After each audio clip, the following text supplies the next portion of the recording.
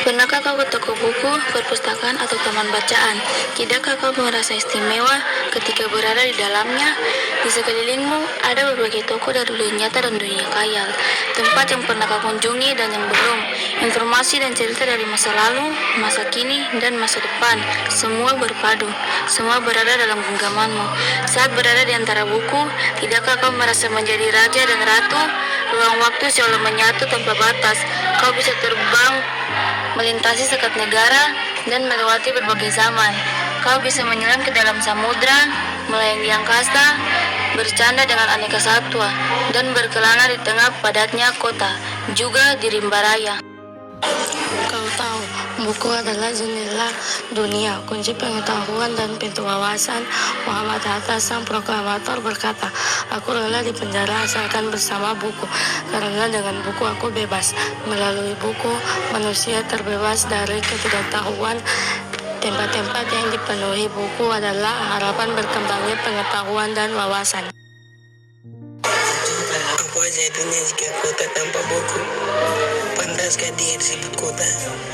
Di kota itu mungkin kabar datang dari sumber lain, dari koran, televisi, atau internet. Mungkin informasi dan cerita datang dari cerita nenek moyang. Bagai dongeng-dongeng sebelum tidur, irama warganya pun tidak beda.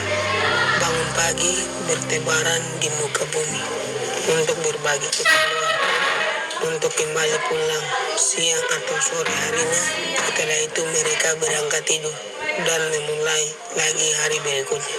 Semua serupa.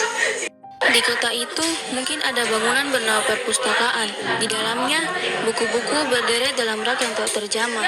Tiada tangan meraih dan membuka halaman demi halaman dengan sukacita.